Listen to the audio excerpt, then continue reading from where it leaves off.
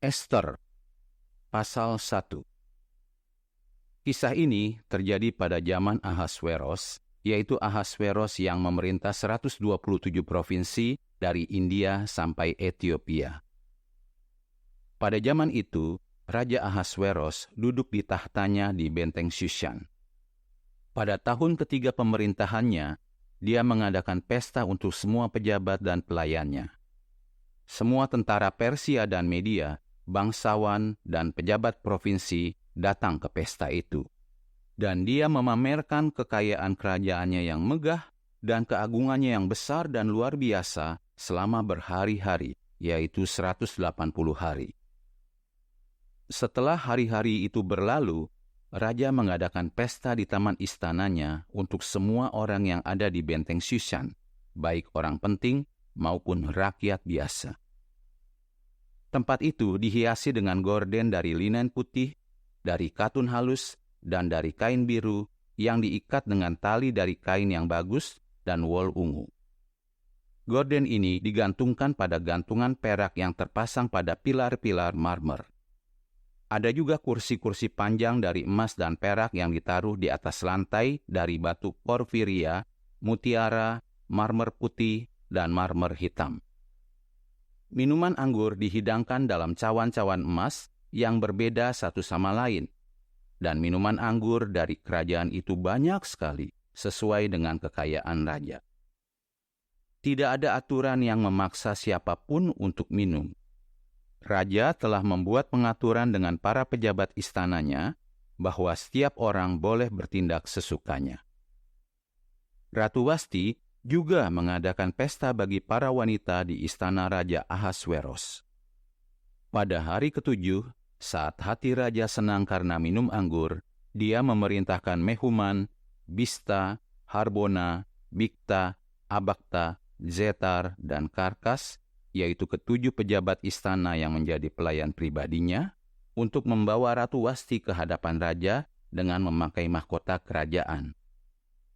Raja ingin memperlihatkan kecantikan ratu kepada rakyat dan para pejabat karena dia sangat cantik. Tapi, ketika para pejabat menyampaikan perintah raja, Ratu Wasti terus menolak untuk datang. Maka, raja menjadi sangat marah. Raja pun berbicara dengan orang-orang bijak yang memahami kebiasaan masa lalu. Sewaktu menangani berbagai urusan, raja selalu meminta saran para ahli hukum dan kasus hukum, dan yang paling dekat dengan raja adalah Karsena, Syetar, Atmata, Tarsis, Meres, Marsena, dan Memukan. Mereka adalah 7 pejabat Persia dan Media yang menduduki jabatan tertinggi di kerajaan dan bisa bertemu langsung dengan raja. Raja bertanya, "Menurut hukum, apa yang harus dilakukan kepada Ratu Wasti karena dia tidak mematuhi perintah Raja Ahasweros yang disampaikan melalui para pejabat istana?" Memukan menjawab di hadapan raja dan para pejabat, Ratu Wasti tidak hanya bersalah kepada raja, tapi juga kepada semua pejabat dan rakyat yang tinggal di seluruh provinsi yang diperintah Raja Ahasweros. Apa yang ratu lakukan ini akan diketahui semua istri. Akibatnya, mereka akan meremehkan suami mereka dan berkata, Ratu Wasti saja tidak mau datang saat Raja Ahasweros memanggilnya. Hari ini, istri-istri pejabat Persia dan Media yang tahu tentang apa yang ratu lakukan akan ikut-ikutan bersikap seperti itu saat bicara kepada suami mereka. Ini akan menimbulkan banyak penghinaan dan kemarahan. Kalau tuanku berkenan, buatlah suatu keputusan dan tuliskan itu dalam hukum Persia dan Media yang tidak bisa dibatalkan, bahwa Wasti tidak boleh lagi menghadap Raja Ahasweros. Berikanlah kedudukan kerajaannya kepada wanita yang lebih baik daripada dia. Begitu keputusan ini didengar di seluruh kerajaan tuanku yang luas, semua istri akan menghormati suami mereka, tidak soal suaminya itu orang penting atau orang biasa. Raja dan para pejabat senang dengan saran Memukan. Raja pun mengirimkan surat ke semua provinsi kerajaan. Setiap provinsi menerima surat dalam tulisannya sendiri dan setiap bangsa dalam bahasanya sendiri, bahwa setiap suami harus menjadi kepala dalam rumah tangganya dan menggunakan bahasa bangsanya.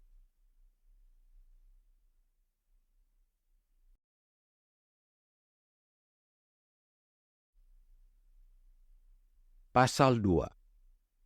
Setelah semua itu, saat kemarahan Raja Ahasweros reda, dia mengingat perbuatan Wasti dan keputusan yang dibuat tentang dia. Lalu para pelayan pribadi raja berkata, Tuanku, berilah perintah untuk mencari gadis-gadis yang cantik.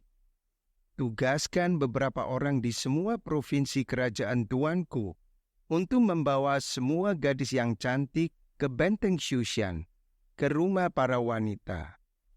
Gadis-gadis itu akan diawasi oleh Hegai, pejabat kerajaan dan penjaga para wanita. Berikanlah perawatan kecantikan kepada mereka. Lalu, gadis yang paling tuanku sukai akan menjadi ratu pengganti Wasti. Raja menyukai saran ini, jadi dia mengikutinya. Di benteng Shushan, ada seorang Yahudi bernama Mordekai, anak Yair, anak Simei, anak Kis, seorang Benyamin. Dia ditawan dari Yerusalem bersama orang-orang lainnya, dan Yekonia, Raja Yehuda yang ditawan oleh Nebukadnezar, Raja Babylon. Mordekai adalah ayah angkat Hadasa, yaitu Ester, sepupunya, karena Ester tidak punya ayah ataupun ibu. Gadis ini cantik dan penampilannya menarik. Sewaktu orang tuanya meninggal, Mordekai mengangkat dia menjadi anaknya. Ketika kata-kata serta hukum raja diumumkan, dan banyak gadis dibawa kepada Hegai di benteng Shushan, Ester juga dibawa ke istana raja dan diawasi oleh Hegai, penjaga para wanita itu.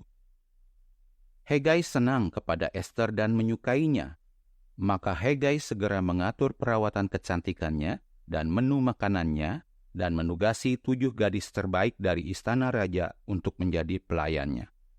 Dia juga memindahkan Ester dan para pelayannya ke tempat terbaik di rumah para wanita. Ester tidak berkata apa-apa tentang bangsa ataupun keluarganya, karena Mordekai menyuruhnya agar tidak menceritakannya kepada siapa-siapa.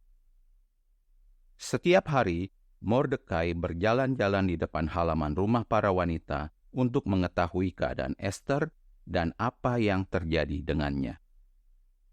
Setiap gadis akan menghadap Raja Ahasweros setelah mendapat perawatan kecantikan selama 12 bulan sesuai dengan yang diatur untuk mereka, yaitu 6 bulan perawatan dengan minyak mur, 6 bulan dengan minyak balsam, dan berbagai minyak untuk perawatan kecantikan. Setelah itu, gadis tersebut pun siap menghadap raja. Sewaktu akan pergi dari rumah para wanita ke istana raja, apapun yang gadis itu minta akan diberikan.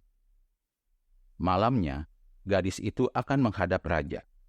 Besok paginya, dia akan pindah ke rumah lain yang diawasi oleh seorang pejabat raja bernama Syasgas, seorang penjaga para gundik. Gadis itu tidak akan menghadap raja lagi, kecuali raja senang kepadanya dan namanya dipanggil oleh raja. Sewaktu Ester anak Abihail, yaitu sepupu Mordekai yang dia angkat sebagai anaknya, mendapat giliran untuk menghadap raja, dia tidak meminta apapun selain apa yang disarankan oleh Hegai, pejabat kerajaan dan pengurus para wanita itu. Selama ini semua orang yang melihat Ester suka padanya. Ester dibawa kepada Raja Ahasweros pada bulan ke-10, yaitu bulan Tebet, pada tahun ke-7 pemerintahannya. Raja pun mencintai Ester lebih daripada semua wanita lainnya. Raja lebih senang dan berkenan kepada Ester dibanding semua gadis lain. Maka, raja memasang mahkota kerajaan di kepala Ester dan menjadikan dia ratu pengganti Wasti. Lalu, raja mengadakan pesta besar untuk Ester dan mengundang semua pejabat serta pelayannya. Raja juga memberikan amnesti di berbagai provinsi, dan dia terus memberikan hadiah kepada rakyat sesuai dengan kekayaannya. Ketika para gadis dikumpulkan lagi untuk kedua kalinya, Mordekai sedang duduk di gerbang istana raja. Sesuai dengan pesan Mordekai, Ester tidak bercerita tentang keluarga dan bangsanya. Dia terus menuruti kata-kata Mordekai seperti saat dia masih tinggal bersamanya. Pada hari-hari itu, saat Mordekai sedang duduk di gerbang istana raja, dua petugas yang menjaga pintu kamar raja, yaitu Bigtan dan Teres, menjadi marah kepada Raja Ahasweros dan ingin membunuhnya. Tapi Mordekai mendengarnya dan langsung memberitahu Ratu Ester.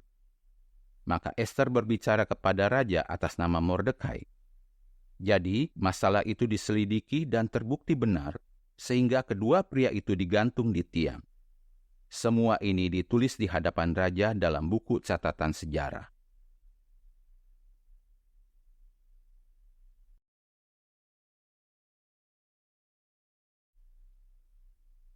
Pasal 3. Setelah semua itu, Raja Ahasweros menaikkan pangkat Haman, anak Hamedata, orang Agag, dan memberinya kedudukan yang lebih tinggi daripada pejabat lainnya. Semua pelayan raja yang ada di gerbang istana raja membungkuk dan sujud kepada Haman, karena seperti itulah perintah raja tentang dia. Tapi Mordekai tidak mau membungkuk ataupun sujud. Maka para pelayan raja di gerbang istana raja bertanya kepada Mordekai, "Kenapa kamu mengabaikan perintah raja?" Mereka bertanya seperti itu setiap hari, tapi Mordekai tidak mendengarkan mereka. Maka mereka melapor kepada Haman untuk melihat apakah sikap Mordekai akan dibiarkan saja, karena Mordekai sudah memberitahu mereka bahwa dia orang Yahudi. Sewaktu Haman melihat bahwa Mordekai tidak mau membungkuk dan sujud kepadanya, Haman marah sekali. Tapi Haman tidak mau sekedar membunuh Mordekai, karena dia sudah diberitahu tentang bangsa Mordekai. Jadi, Haman mulai berusaha menghabisi semua orang Yahudi yang ada di seluruh kerajaan Ahasweros, yaitu seluruh bangsa Mordekai. Pada bulan pertama, yaitu bulan Nisan, pada tahun ke-12 pemerintahan Raja Ahasweros, Haman menyuruh orang melempar pur, maksudnya undi, untuk mengetahui hari dan bulan yang cocok untuk melaksanakan rencananya. Undi itu jatuh pada bulan ke-12, yaitu bulan Adar. Lalu, Haman berkata kepada Raja Ahasweros, "Tuanku, ada satu bangsa yang tersebar dan terpencar di antara bangsa-bangsa lain di semua provinsi kerajaan Tuan. Mereka punya hukum yang berbeda dengan semua bangsa lain, dan mereka tidak taat pada hukum raja. Tuanku akan rugi kalau Tuan membiarkan mereka berbuat semaunya. Kalau Tuan setuju, buatlah keputusan tertulis bahwa mereka harus dimusnahkan. Saya akan menyumbang 10.000 talenta kepada para pejabat untuk dimasukkan ke kas kerajaan." Mendengar ini, raja melepas cincin cap dari tangannya dan memberikannya kepada Haman, anak Hamedata, orang Agag, musuh orang Yahudi itu. Raja berkata, Kamu boleh lakukan apa saja kepada bangsa itu dan semua harta mereka. Kemudian, para sekretaris raja dipanggil pada hari ke-13 bulan pertama. Mereka menulis semua perintah Haman kepada para penguasa distrik kerajaan, para gubernur provinsi, dan para pejabat berbagai bangsa. Setiap provinsi menerima surat dalam tulisannya sendiri, dan setiap bangsa dalam bahasanya sendiri. Itu ditulis atas nama Raja Ahasweros dan dimeteraikan dengan cincin cap milik raja. Surat-surat itu dikirim melalui para kurir ke semua provinsi kerajaan. Isinya memerintahkan untuk menghabisi, membunuh, dan memusnahkan semua orang Yahudi, baik yang tua maupun muda, anak-anak maupun wanita, dalam satu hari, pada hari ke-13, bulan ke-12, yaitu bulan Adar, dan untuk menjarah harta mereka. Surat itu harus dijadikan hukum di setiap provinsi dan diumumkan kepada semua bangsa supaya mereka siap untuk hari itu. Atas perintah raja, para kurir itu cepat-cepat pergi. Hukum itu dikeluarkan di benteng Shushan. Lalu raja dan Haman duduk untuk minum-minum. Tapi terjadi kegemparan di kota Shushan.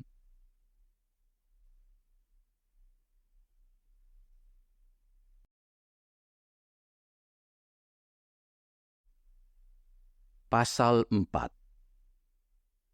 Ketika Mordekai tahu tentang semua yang terjadi, dia merobek pakaiannya lalu memakai kain goni dan menaburi dirinya dengan abu. Kemudian dia pergi ke tengah-tengah kota dan berteriak-teriak dengan sedih. Dia hanya berjalan sampai gerbang istana, karena orang yang memakai kain goni tidak boleh masuk lewat gerbang istana raja. Orang-orang Yahudi yang ada di setiap provinsi yang menerima perintah dan keputusan raja pun melakukan perkabungan besar, juga berpuasa, menangis, dan meratap. Banyak yang berbaring di atas kain goni dan abu. Saat para gadis dan pejabat yang melayani Ester memberitahu dia tentang apa yang terjadi, ratu menjadi sangat sedih. Lalu ratu mengirim pakaian untuk dipakai Mordekai supaya dia tidak memakai kain goni, tapi Mordekai menolaknya. Maka Ester memanggil Hatak, salah satu pejabat raja yang ditugasi untuk melayani Ester. Ester menyuruhnya bertanya kepada Mordekai, apa arti semua ini dan apa yang sedang terjadi. Jadi, Hatak menemui Mordekai di lapangan kota di depan gerbang istana raja. Mordekai pun menceritakan kepadanya semua yang terjadi, juga berapa persisnya jumlah uang yang Haman janjikan akan dibayar ke kas kerajaan, supaya bisa memusnahkan orang Yahudi. Mordekai memberinya salinan keputusan tertulis tentang pembantaian itu yang dikeluarkan di Shushan. Hatak diminta memperlihatkannya kepada Ester, menjelaskannya, dan menyuruh Ester menghadap raja untuk meminta belas kasihannya dan memohon langsung kepadanya demi bangsa Ester. Lalu Hatak kembali dan memberitahu Ester apa yang dikatakan Mordekai. Ester menyuruh Hatak memberitahu Mordekai. Semua pelayan raja dan rakyat di provinsi-provinsi kerajaan tahu bahwa hanya ada satu hukum yang berlaku bagi laki-laki atau perempuan manapun yang pergi ke halaman dalam kerajaan tanpa dipanggil, yaitu orang itu harus dihukum mati. Dia boleh tetap hidup hanya kalau raja mengulurkan tongkat emasnya kepada orang itu. Aku sendiri sudah 30 hari tidak dipanggil raja. Setelah menerima pesan Ester, Mordekai menjawab Ester, kamu memang termasuk dalam rumah tangga kerajaan, tapi jangan mengira bahwa kesempatanmu untuk lolos lebih besar daripada orang Yahudi lainnya. Kalaupun kali ini kamu diam saja, orang Yahudi akan mendapat pertolongan dan keselamatan dari sumber lain. Tapi kamu dan keluarga ayahmu akan binasa. Siapa tahu untuk tujuan inilah kamu mendapatkan kedudukan kerajaan. Maka Ester menjawab, Kumpulkan semua orang Yahudi yang ada di Shushan dan berpuasalah demi aku. Jangan makan ataupun minum selama 3 hari, siang dan malam. Aku dan para pelayan wanitaku juga akan berpuasa. Aku akan menghadap raja, meskipun itu melanggar hukum. Kalau aku harus mati, biarlah aku mati.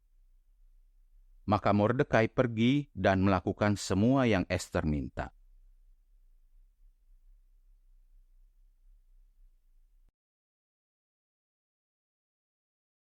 Pasal 5.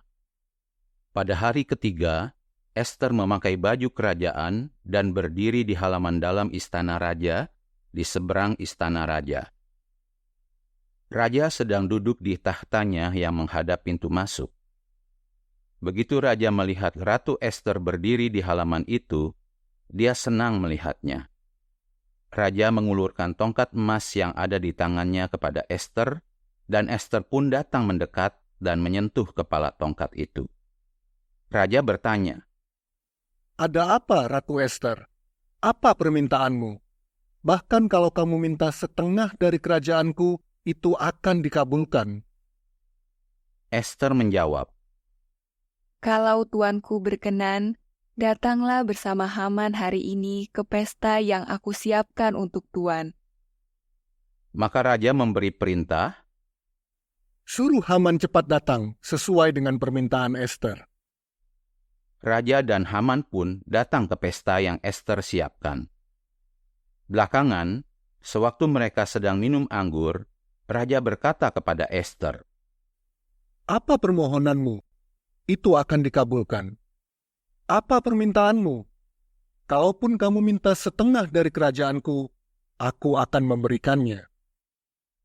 Maka Ester menjawab, Permohonan dan permintaanku adalah, kalau Tuhan berkenan kepadaku, dan kalau Tuhan mau mengabulkan permohonanku dan memenuhi permintaanku, datanglah bersama Haman ke pesta yang akan aku adakan untuk kalian besok.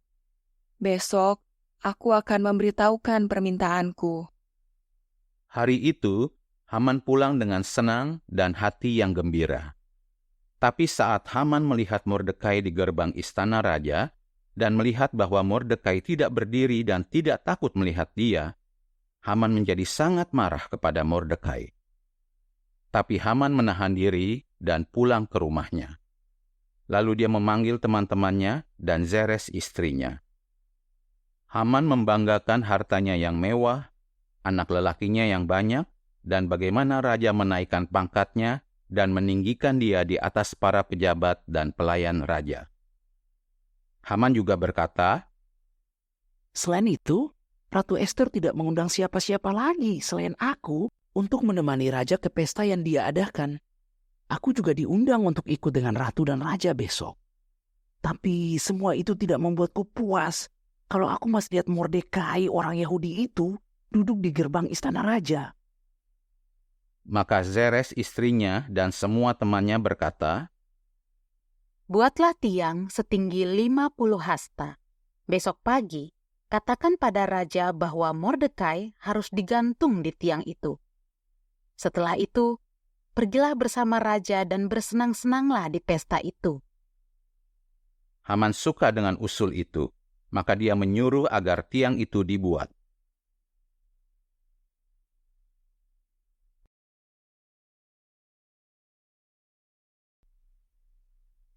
Pasal 6. Malam itu, raja tidak bisa tidur. Jadi dia meminta agar buku sejarah kerajaan diambil dan dibacakan. Di buku itu, ada catatan tentang Mordekai yang melaporkan rencana jahat Bigtana dan Teres, dua pejabat istana, yaitu para penjaga pintu yang berencana membunuh Raja Ahasweros. Raja bertanya, Penghormatan dan penghargaan apa yang sudah diberikan kepada Mordekai atas jasanya? para pelayan pribadi raja menjawab, Dia tidak diberi apa-apa, Tuan. lalu raja berkata, Siapa yang ada di halaman?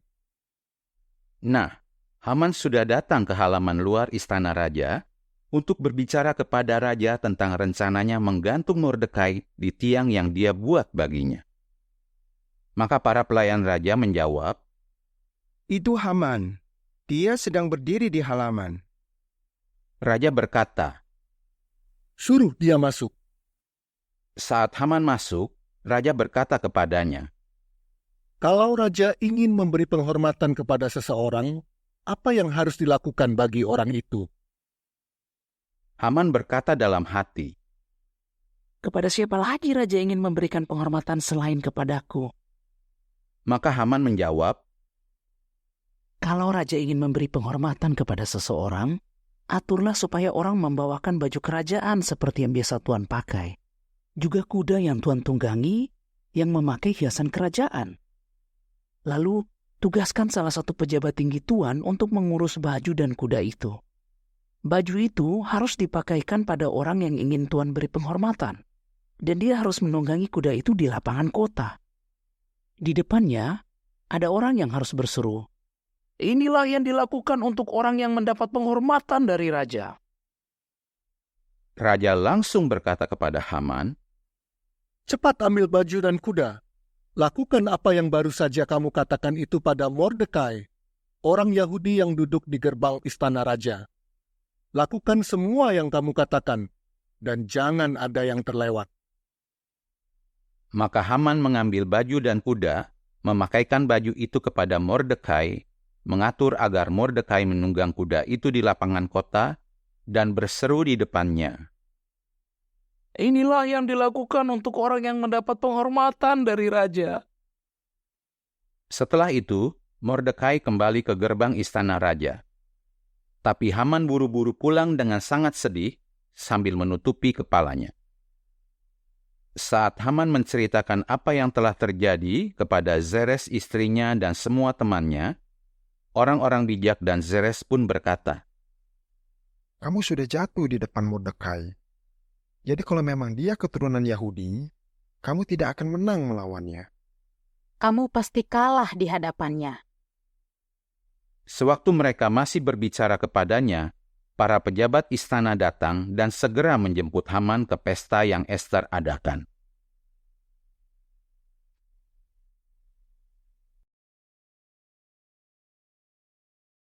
Pasal 7.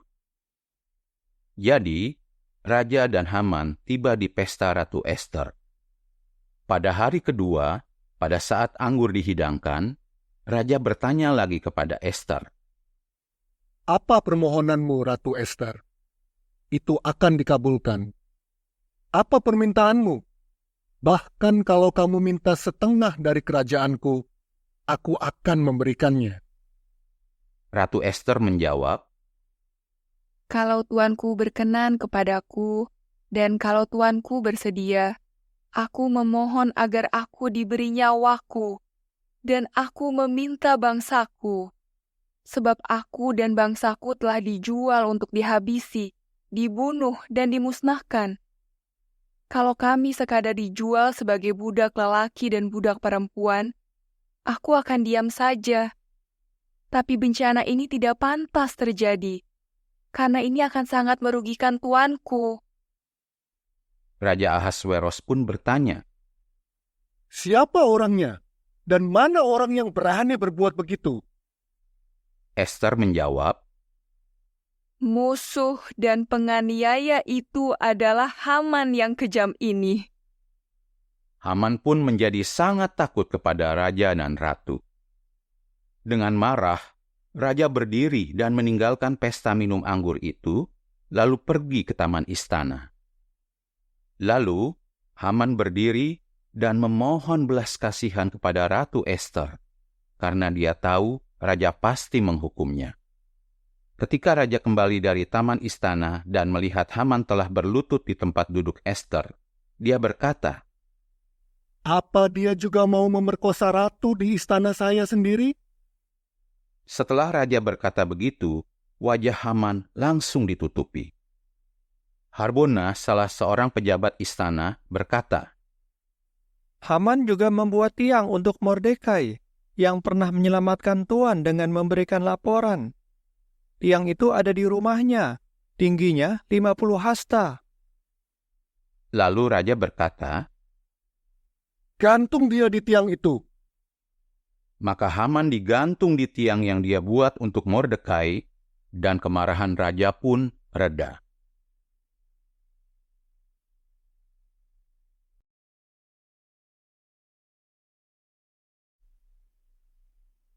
Pasal 8. Hari itu, Raja Ahasweros memberikan semua harta Haman, musuh orang Yahudi, kepada Ratu Ester. Lalu Mordekai datang menghadap raja, karena Ester sudah memberitahu raja bahwa Mordekai adalah saudaranya. Raja melepas cincin cap yang telah dia ambil dari Haman dan memberikannya kepada Mordekai. Dan Ester menugasi Mordekai untuk mengurus semua harta Haman. Setelah itu, Ester berbicara lagi kepada raja. Dia sujud di depan kaki raja sambil menangis dan memohon agar raja menghentikan rencana jahat Haman, orang Agag itu terhadap orang Yahudi. Lalu, raja mengulurkan tongkat emasnya kepada Ester, sehingga Ester bangun dan berdiri di depan raja. Dia berkata, Kalau tuanku setuju dan senang kepadaku, dan kalau hal ini baik menurut tuan, dan kalau aku berkenan di mata tuan, tulislah perintah untuk membatalkan surat berisi siasat Haman, anak Hamedata orang Agag itu, yang Dia buat agar orang Yahudi di semua provinsi kerajaan ini dimusnahkan. Sebab bagaimana aku bisa tahan melihat bencana yang akan menimpa bangsaku?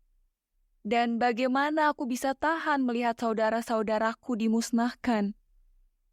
Raja Ahasweros pun berkata kepada Ratu Ester dan Mordekai, orang Yahudi itu, Aku sudah memberikan harta Haman kepada Ester, dan sudah menggantung Haman di tiang, karena rencananya untuk menyerang orang Yahudi. Sekarang demi orang Yahudi, kamu boleh menulis apapun atas nama raja, apapun yang kamu rasa baik, lalu meteraikan itu dengan cincin cap milik raja. Karena keputusan yang ditulis atas nama raja dan dimeteraikan dengan cincin cap itu tidak bisa dibatalkan. Maka pada hari ke-23 bulan ketiga, yaitu bulan Siwan, para sekretaris raja dipanggil, dan mereka menuliskan perintah yang Mordekai buat untuk orang Yahudi, juga untuk para penguasa distrik, para gubernur, dan para pejabat di provinsi dari India sampai Ethiopia, 127 provinsi. Setiap provinsi menerima surat dalam tulisannya sendiri, setiap bangsa dalam bahasanya sendiri, dan orang Yahudi menerimanya dalam tulisan dan bahasa mereka sendiri. Dia menulisnya atas nama Raja Ahasweros, dan itu dimeteraikan dengan cincin cap milik raja.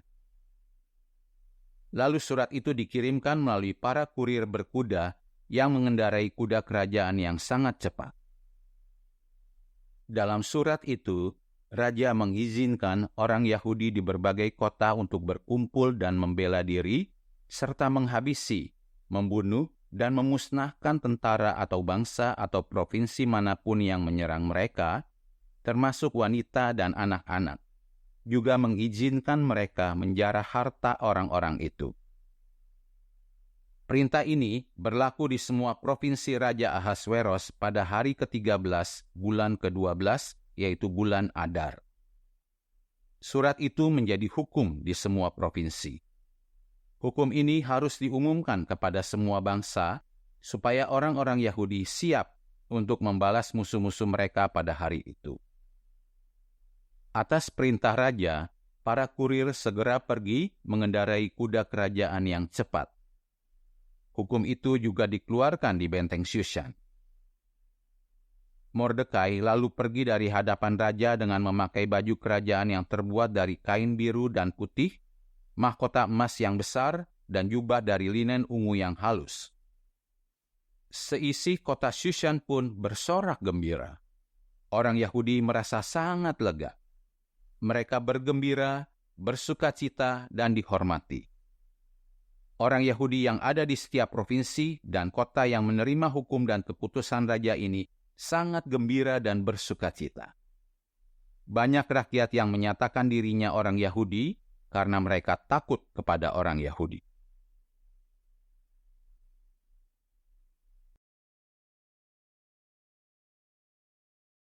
Pasal 9.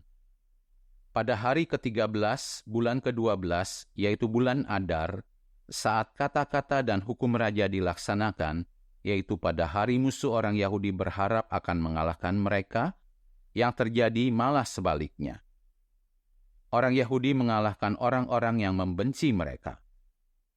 Di semua provinsi kerajaan Raja Ahasweros, orang Yahudi berkumpul di kota-kota mereka untuk membunuh orang-orang yang berupaya mencelakakan mereka, dan tidak ada orang yang bisa menghadapi mereka, karena semua bangsa menjadi takut kepada mereka. Semua pejabat provinsi, penguasa distrik, gubernur, dan semua pengurus bisnis raja mendukung orang Yahudi karena mereka takut kepada Mordekai. Mordekai telah mendapat kekuasaan di istana raja dan terkenal di seluruh provinsi karena kekuasaan Mordekai terus bertambah. Orang Yahudi menyerang, membunuh, dan memusnahkan semua musuh mereka dengan pedang. Mereka melakukan apa saja yang mereka inginkan terhadap orang yang membenci mereka. Orang Yahudi membunuh 500 pria di benteng Shushan. Mereka juga membunuh Parsyandata, Dalfon, Aspata, Porata, Adalia, Aridata, Parmasta, Arisai, Aridai, dan Waizata, yaitu ke-10 anak laki-laki Haman, anak Hamedata, musuh orang Yahudi. Tapi setelah membunuh mereka, orang Yahudi tidak menjarah apapun. Hari itu, jumlah orang yang dibunuh di benteng Shushan dilaporkan kepada raja. Raja berkata kepada Ratu Ester, Di benteng Shushan saja, orang Yahudi sudah membunuh 500 orang dan 10 anak Haman, apalagi di provinsi lain di kerajaan ini. Apa permohonanmu sekarang? Itu akan dikabulkan. Apa permintaanmu berikutnya? Itu akan diberikan kepadamu. Ester menjawab, Kalau tuanku setuju, biarkanlah hukum yang berlaku hari ini bisa berlaku lagi besok bagi orang Yahudi di Shushan. Juga, gantunglah ke-10 anak Haman di tiang. Jadi raja memerintahkan agar itu dilaksanakan. Sebuah hukum dikeluarkan di Shushan dan ke-10 anak Haman digantung. Pada hari ke-14 bulan Adar, orang Yahudi di Shushan berkumpul lagi dan membunuh 300 pria di Shushan, tapi tidak menjarah apapun. Orang Yahudi di provinsi lainnya juga berkumpul dan membela diri. Mereka menyingkirkan musuh-musuh mereka.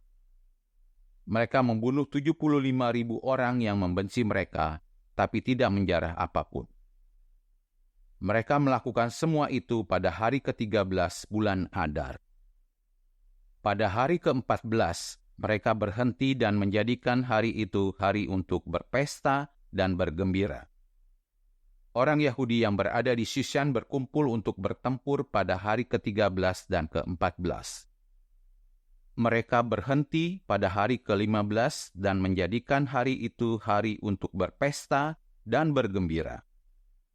Karena itu, orang Yahudi yang tinggal di pinggiran kota menjadikan hari ke-14 bulan Adar hari untuk bergembira dan berpesta, suatu hari perayaan, dan waktu untuk saling mengirim makanan. Mordekai mencatat semua peristiwa ini dan mengirimkan surat-surat resmi kepada semua orang Yahudi di semua provinsi kerajaan Raja Ahasweros, yang dekat maupun yang jauh. Dia memerintahkan mereka untuk merayakan hari ke-14 dan ke-15 bulan Adar, tahun demi tahun, karena pada hari-hari itulah orang Yahudi berhenti melawan musuh mereka, dan pada bulan itulah kesedihan mereka diubah menjadi kegembiraan, dan perkabungan mereka menjadi hari perayaan. Mereka harus merayakannya sebagai hari untuk berpesta dan bergembira, sebagai hari untuk saling mengirim makanan dan berbagi dengan orang miskin. Orang Yahudi setuju untuk meneruskan perayaan yang telah mereka adakan itu, dan untuk melakukan apa yang Mordekai tulis kepada mereka. Sebab Haman, anak Hamedata, orang Agag yang membenci orang Yahudi, membuat rencana jahat untuk memusnahkan mereka, dan dia menyuruh orang melempar pur, yaitu undi, supaya orang Yahudi ketakutan dan bisa dimusnahkan. Tapi saat Ester menghadap raja, raja membuat perintah tertulis yang berbunyi, Biarlah rencana jahatnya atas orang Yahudi menimpa dirinya sendiri.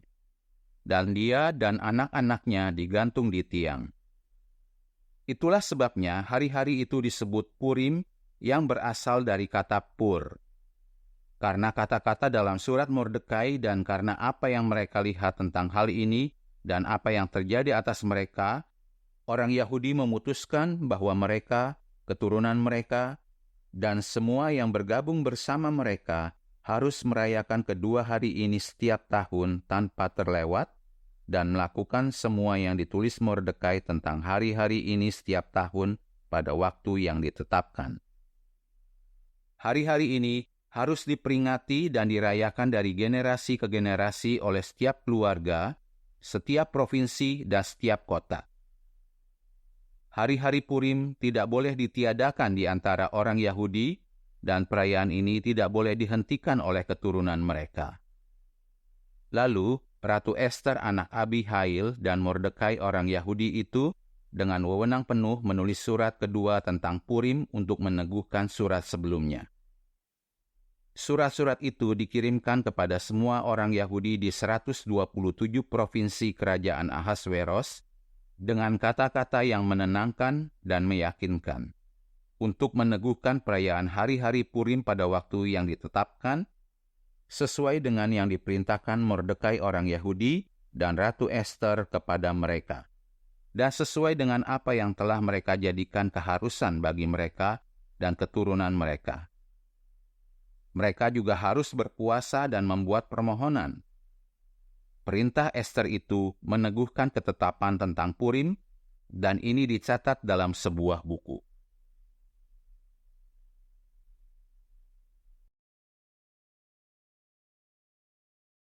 Pasal 10.